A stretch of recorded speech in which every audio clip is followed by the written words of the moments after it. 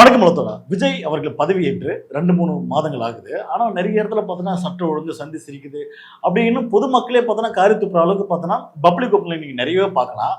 அதெல்லாம் தாண்டி இல்லை எங்கள் அண்ணனோட ஆட்சி சூப்பர் ஆட்சி, சிறப்பான ஆட்சி, எங்கள் அண்ணன் யார் தெரியுமா கரியரோட உச்சத்தை விட்டு வந்துக்கிறாரு அப்படின்ற சோசியல் மீடியாவில் பார்த்தோன்னா சில அணிகள் பார்த்தோன்னா வித்தியாசமாக கூறாங்க. அதில் பார்த்தோன்னா பர்டிகுலராக பார்த்தோன்னா விஜயோட நண்பர் அவரு பார்த்தோன்னா வித்தியாசமா கூவி இருக்கிறாரு. அது போல கூவுகின்ற சில அணிகள் பத்தி தான் இந்த வீடியோல பார்க்க போறோம். வாங்க வீடியோக்குள்ள போவோம். முதல் வீடியோவாக நம்ம விஜயோட நண்பன் ஒருத்துக்கிறார்ல, அது அவரும் பார்த்தோன்னா தன்னை ஒரு விஜயாகவே நினைச்சிட்டு விஜய் தான் நானு, விஜய்க்கு அப்புறம் நான் தான் அப்படின்னு மாரி வந்து போற இடத்துல போயிட்டு இன்டர்வியூ கொடுக்கறது. அது மட்டும் இல்லாம விஜய் யார் தெரியுமா, அவன் சுடுதண்ணிலே கை விடுவான்டா, உன்னை சும்மாவா விடுவான் அந்த மாரி சொல்றது. இவர் நண்பர் ஒருத்தர் போயிட்டு போற இடத்துல போயிட்டு விஜய் பில்டப் பண்ணிக்கிறாரு. முதல்ல அந்த வீடியோ பார்த்துட்டு பேசுவோம். சினிமா தான் ஒரு நார்த் சைடு போனோம், ஜெல்னான்னு ஒரு ஊர் ஸ்டேஷன்ல எங்க பேட்ச்மேட் வந்து ஓடி வரும். 60-70 பேர் கையில ஊருக்கு கட்டை வரும். டமால் டிமில் சத்தம் பண்ணிக்கிறாங்க காலேஜ் பசங்க. எங்க பசங்க மேல ரெண்டு சொன்ன என்ன அடிக்கிறேன்னு சொல்லிட்டு 2 பர்த்லயும் கை வச்சுட்டு அங்க இருந்து ஒரு கிக்கு அவ்வளவுதான். 50-60 பேர் உருட்டு கட்டையா வரலாம். டமால் டிமில் சத்தமா ஒரு விஜய் வந்து அப்பர் பர்த்ல இருந்து 2 பர்த்ல கையை வச்சு நெஞ்சில ஒரே விதி. இப்போ வரைக்கும் 17 வயசா, 17 வயசுல விஜய் எப்படி இருப்பாரு தெரியுமா? 50-60 பேர் முட்டு கட்டியதானே ஏற்றி நடிப்பாராம். முடியல நான் சொல்லு, நான் போட்டேன் என்னடா சொல்றது உங்களெல்லாம்? ஏதாவது பேசுனா கேஸ் வேற போட்டு தொலைகிறாங்க. டேய் அரசு பதவி ஏதாவது கேட்டு வாங்கிக்கையா, சின்ன பகுதியை நிறுத்திக்கிறா, சாப்பிடுற சின்ன பகுதியா. ஏண்டா கனவா இருந்தாலும் ஒரு வந்து நாயம் வேணாமாடா டே அப்படின்ற மாதிரி தான் இருக்கு. எதுக்கு இல்ல உங்களுக்கு ஏதாவது பதவி எதனா வேணும்னா கேட்டு வாங்கிக்கலாம். ஏன்னா நிறைய பேர் வரம்போலா பதவி வாங்கிட்டு போறா. யார் நம்ம ஜோசிகர்ல ஆரம்பிச்சு லைலோ மணின் வரைக்கும் பார்த்தோன்னா பதவி வாங்கிட்டு போறாப்ல. உனக்கு என்ன போ வாங்கிட்டு போ, நீ ஒரு பதவி வாங்கிட்டு சும்மா ஜாலியா போயிட்டு ரீல்ஸ் எடுத்து போட்டுன சும்மா மாசா பந்தா பண்ணிட்டு என்னத்த பண்றது. அண்ணனை வந்து புகழ்ந்து தள்ளுறதுக்காக இப்ப நான் ஆல்ரெடி பார்த்தோன்னா ஒரு பீஸ் வந்துச்சு தெரியுமா, சோலார் சிஸ்டம். சோலார் சிஸ்டத்து மூலமா எலக்ட்ரிக், அதாவது மின்சாரத்தை நம்மளே உருவாக்கலாங்க. அண்ணன்கிட்ட எதுக்கு நீங்க கேக்குறீங்க, 6 மாசம் டைம் கொடுங்க. 6 மாசம் டைம் கொடுக்கறதுன்னா சட்டத்துல எழுதிருக்கா அப்படின்ற மாரி. இப்ப இது ஒண்ணு விஜயோட நண்பன் சொல்லிட்டு எதுக்கு இது டம்மால் டும்மல், இது சினிமா ஷூட்டிங், ஏன்னா படங்களும் பார்த்துட்டு வந்து வளர்றேன்னு தெரியல எதுக்குன்ற. இது மட்டும் இல்லாம இன்னொரு அணில் ஒரு படி மேல போயிட்டு எங்க அண்ணன் யார் தெரியுமா அவ்வளவு கூடி சம்பளத்தை விட்டு வந்துட்டாரா, அவரு போய் ரேஷன் கார்டுல அவர் பண்ற வேலையை பாடுறா அப்படின்னு ஒரு அணில் கூவிருக்கான். அதையும் பாத்துருவோம். இந்த மனுஷன் இப்படிதான் உங்களுக்கு இருக்கு, இப்படிதான் உங்களால கொச்சையா பேச முடியுது. ஐயோ அவரோட 100 கோடி அவரெல்லாம் பேசி சாப்பிடே இருக்க மாட்டேங்குது. வாடுற எவ்வளவு வருத்தமா மக்கள் படிக்கணும். ஆக்சுவலா அந்த தம்பி என்ன சொல்ல வர அப்படின்னா, 100 கோடி ரூபாய் வருமானத்தை விட்டுட்டு எங்க அண்ணன் ஒரு சீஃப் மினிஸ்டர் பதவிக்கு வந்திருக்காரு. அவன் வந்துட்டு ஏசியர்ல டாடா காமிச்சிட்டே போயிருக்கலாம். எங்க அண்ணன் ஏன் ரேஷன் கடை வராது தெரியுமா? இறங்கி தொழிலுக்கு ஊழல் பண்றவன் வருவானா? ஏசியர்ல போயிட மாட்டான். ஏசி கார்ல இருந்து இறங்கி வந்து ரேஷன் கடையில வந்து மக்களுக்கு ரேஷன் பொருள் தான் ஊழல் செய்ய மாட்டான்னு அர்த்தமா? அப்ப இது அடுத்த கிளிப் என்னடா லாஜிக்ங்கிறது. முதல்ல உங்க அண்ணன் பச்சையா பேசுறான், பச்சையா பேச அவர் மேல எங்களுக்கு வெறுப்பே இல்லடா. உங்க அண்ணனோட சுறா குருவி எல்லாம் பார்த்து கூட எங்களுக்கு அவர் மேல போகவே வரலடா. நல்லது போனா சந்தோஷம், பண்ணது இல்ல நான் சொல்லி கொடுப்போம். கெட்டது போனா மண்ணில் 2 போட்டு வச்சு அடுத்த லட்சம் வேற ஒருத்தர் உட்கார வச்சோம். அதான் மக்கள் பண்ணி அதான் நாங்க பண்ணுவோம். எங்களோட இருட்டடிங்களா என்ன தெரியுமா, கருமோ நீங்க இருக்கீங்களா ஹைட்டிங் ஃப்ராக்ஸ் ஹைட் கொடுக்குறது. மழை வந்துருச்சுன்னு தவளை இருக்கு பாரு, அதை ஹைட் கொடுக்கு. மழை வந்துருச்சு எங்க அண்ணன் செருப்பு அவர் செருப்பா அவரே போட்டுக்கிறாரு. இந்த நல்ல மனசு யாருக்குமே வரும். அவர் போனா அவரே கழிக்கிறாருங்க. இந்த மனசு யாருக்குமே வரும். அவர் தலைய அவரே சிரிப்பாருங்க. இந்த நல்ல பெண்ணெல்லாம் யாருக்குமே வரும். ஆனா நீங்க ஹைட் கொடுக்குறா, நாங்க வேணாம் சொல்ல, எனக்கு கருமந்தரம்.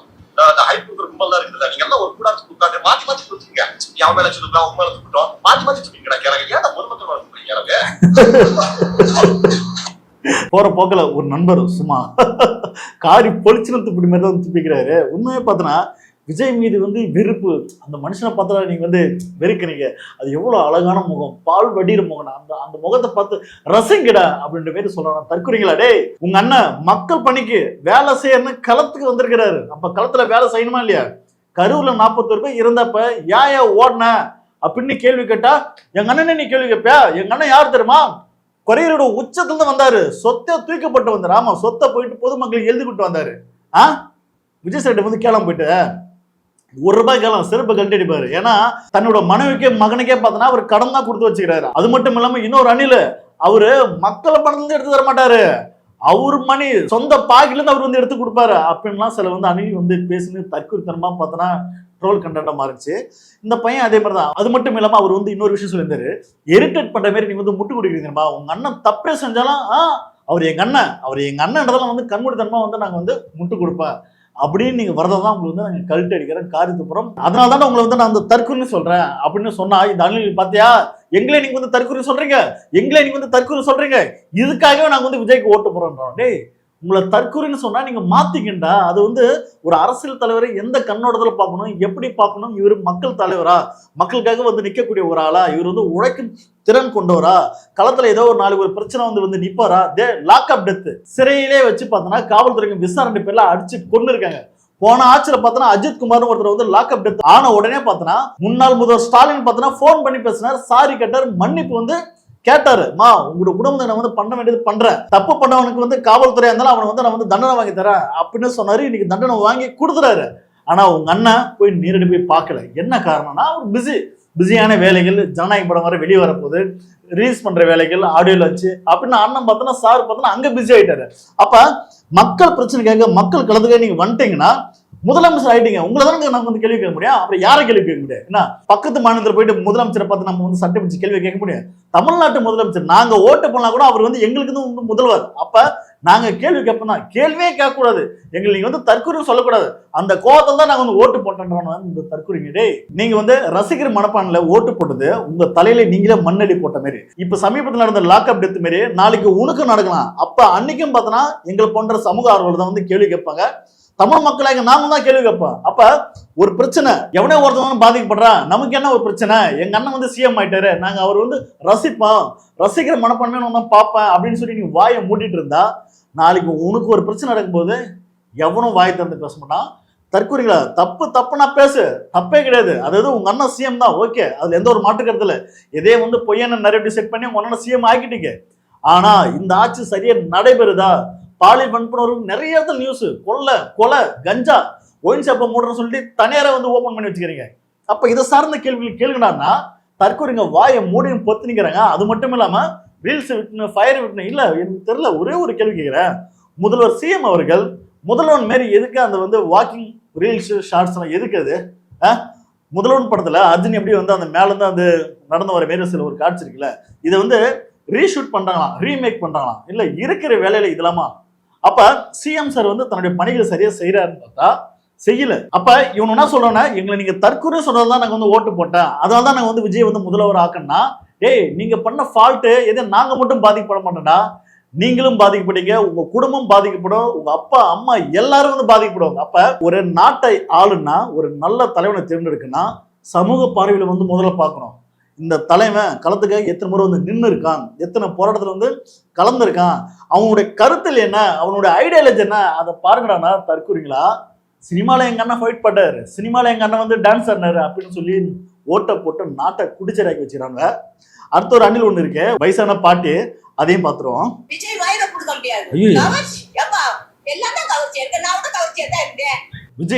கொடுக்க முடியாதான்? ஏம்பா கவர்ச்சியால வந்துட்டாங்க ஆட்சி அப்படின்னு சொல்றாங்க. என்னங்க கவர்ச்சி? நான் கூட தான் கவர்ச்சி அப்படின்னு சொல்லி இந்த பாட்டி பார்த்தனா முடி வச்சு பண்ணிக்குது. என்னத்த சொல்றது, எந்த ஒரு அறிவும் இல்லாம சினிமா முகத்துல எவனோ வந்து தூண்டி விட்டுருப்போம் பொழுது இந்த பாட்டி அந்த மாதிரி பேசுது. பாட்டி உங்களுக்கு ஒரு வீடியோ ஒன்று போட்டு கட்டுறேன் பாட்டி. அதாவது பார்த்தோன்னா நிலம் இல்லாம நிறைய பேர் பார்த்தோன்னா தமிழ்நாட்டில் நிறைய பேர் வாழ்றாங்க. அவங்களுக்கு பட்டா கொடுக்குற, அதாவது விஜய் அவர்கள் வந்து ஆட்சிக்கு வந்தா நான் எல்லாருக்கும் பட்டா கொடுக்குறேன், நிலம் இல்லாதவங்களுக்கு, வீடு இல்லாதவங்களுக்கு நான் பட்டா கொடுக்குறேன் அப்படின்னு மேடையில பேசினாரு. பட்டா இல்லாதால கார்பரேஷன் வந்து அந்த வீட்டை ஒரு வந்து நிறைய வீடுகள், அது ஒரு வில்லேஜ் மாதிரி தான் இருக்கு, அந்த வில்லேஜே பார்த்தோன்னா நிறைய வீட்டை உடைக்கிறாங்க, இடிக்கிறாங்க. அந்த மக்கள்லாம் கதறாங்க, சார் ப்ளீஸ் சார் எங்களை விட்டுருங்க, நாங்க போய் எங்க போய் வாழ்வேன், நாங்க வந்து இங்கதான் செத்து தான் போனோம், எங்களுக்கு வந்து வேற வழியே இல்லை அப்படின்னு கண்ணீர் விட்டு கதறாங்க பாட்டி. அந்த வீடியோ முதல்ல பாருங்க. விஜய்க்கு ஓட்டு போடுங்கன்னு சொன்னாங்க, புள்ளக்குட்டிய பேச்ச கேட்டு நாங்களும் போட்டோம். இப்ப நாங்க சிஎம் சரவணனை பார்த்தாகணும், எங்களுக்கு ஏதாவது ஒரு வழி பண்ண சொல்லுங்க. நாங்க வந்து கள்ளக்குறிச்சி மாவட்டம், சின்னசாலை வட்டம், திமாபுரம் கிராமம். நாங்க வந்து 85-86 இந்திரா குடியிருப்பு திட்டத்துக்கெல்லாம் எங்களுக்கு அரசாங்கம் கட்டி கொடுத்தாங்க. நாங்க எதுவும் கோயில் மருந்து ஆக்கிரமிப்பு பண்ண கிடையாது. எங்களுக்கு அரசாங்கம் கட்டி கொடுத்தாங்க. இப்போது திடீர்னு 45 வருஷமா நாங்க குடியிருக்கிறோம். இப்போது திடீர்னு இருக்குன்னு சொன்னா நாங்க எங்க போவோம்? நாங்க என்ன பண்ணுவோம்? நாங்க ஆக்கிரமித்துள்ள அனைவருக்கும் பட்டா முறைப்படுத்துதல். கடைசியா பார்த்த வீடியோ பார்த்தோன்னா கள்ளக்குறிச்சி நடந்த சம்பவம். அதாவது அரசு கட்டி கொடுத்த வீடு, அந்த வீட்டுல தங்கியிருந்தாங்க. இப்ப வந்து அது கோவில் நிலம், அதை வந்து நாங்க வந்து எடுத்துக்க போறோம், அதனால இப்ப வந்து வீட்டெல்லாம் காலி பண்ணுங்க, இடிக்கிறேன்னு சொல்லி இடிச்சு தள்ளுறாங்க. இல்ல சிஎம் சார், இந்த நியூஸ்லாம் பார்க்க மாட்டீங்களா? மக்கள் கதறாங்க. என் புள்ள சொன்னாங்க நான் ஓட்டு போட்டேன் விஜய்க்குன்றாரு. அப்ப மேடையில ஓட்டு வாங்குறதுக்கு முன்னாடி பார்த்தோன்னா மேடையில அரசு அது பட்டா நிலம் இல்லாதவங்க வந்து பட்டா கொடுப்போம்னு சொல்லி வாய்க்கே பேசுறீங்க. இங்க மக்கள் கதறாங்க, அழுகுறாங்க. நாங்க எங்கங்க போறது, எங்களுக்கு நாதி இல்லைன்றாங்க. இதெல்லாம் சிஎம் சார் பார்க்க மாட்டீங்களா? அப்ப இந்த பாட்டிக்கு நம்ம வந்து கேட்கணும், பாட்டி விஜய் சாரோட மயிரை புடங்க முடியாதுன்றீங்களே, நாங்க யார் விஜய் சார் மயிரை புடங்க போடுற அவசியம் கிடையாது. எதுக்கு? உங்களுக்கு முதல்வர் தான், எங்களுக்கு முதல்வர் தான். கவர்ச்சியை காட்டாம மக்கள் பிரச்சனை இந்த மாதிரி பாதிக்கப்படுறவங்க கதறாங்க. நேரடியா போன் பண்ணி ஒரு கால் போதாதா? நீங்க நேரில் கூட போகணும் அவசியம் இல்லை. ஒரு போன் கால் பண்ணி, சார் என்ன அது பிரச்சனை, ஏழை மக்கள் தானே, வாழ்ந்துட்டு போகணும், விடுங்க, வேற இடத்துல கட்டுங்க கோவில அப்படின்னு சொல்றவங்க தான் உண்மையான தலைவர், உண்மையான சிஎம். ஆனா விஜய் சார் எங்க இருக்கிறான்னு தெரியல, ஆளே காணோம். லாக்அப் டெத்ல இருந்து இன்ன வரைக்கும் பார்த்தோன்னா விஜய் சார் ஆளை காணோம். பாட்டி அதனால தெரிஞ்சுட்டு பேசுங்க பாட்டி. நாளைக்கு இது உங்களுக்கே பிரச்சனை வரலாம் பாட்டி, நாளைக்கு உங்க வீடு கூட இடிக்கப்படலாம். அப்ப நாங்க தான் பாட்டி வந்து வாய்ஸ் கொடுப்போம். தயவுசெய்து வந்து நீங்களும் சினிமா முகத்துல எப்படிலாம் பேசாதீங்க. வயசுல மூத்தவங்க, அது முடியெல்லாம் பரப்பி போட்டுன்னு நானும் தான் கவர்ச்சியாக நினைக்கல. கவர்ச்சிக்கான வந்து வார்த்தை மீனிங் என்னன்னு தெரியுமான்னு தெரியல அந்த பாட்டிக்கு. ஆனா போற போக்குல பார்த்தோன்னா அந்த பாட்டி வந்து பேசிட்டு இருக்கு. அடுத்த ஒரு வீடியோ ஒன்று இருக்கு, செம்ம தரமான வீடியோ. இந்த வீடியோ நம்ம பார்த்தே ஆகணும். அடுத்த வீடியோ பார்ப்போம்.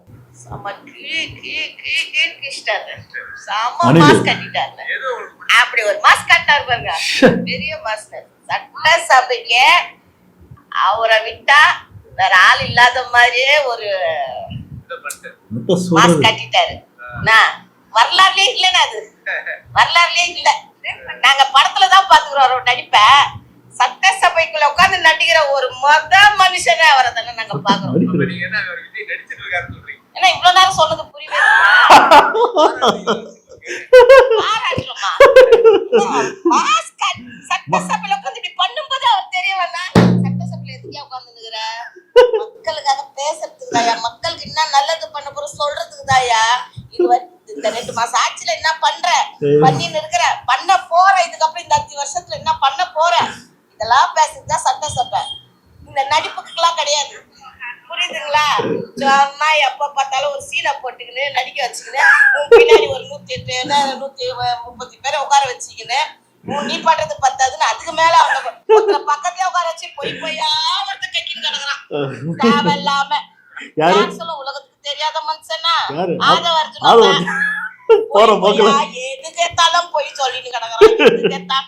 ஒரு மனசாட்சி வர பேச தெரியாத ஒரு அரசியல, பேச தெரியாதவெல்லாம் அரசியல வந்துக்கிறான், படிக்க தெரியாதவெல்லாம் அரசியல வந்துக்கிறான்.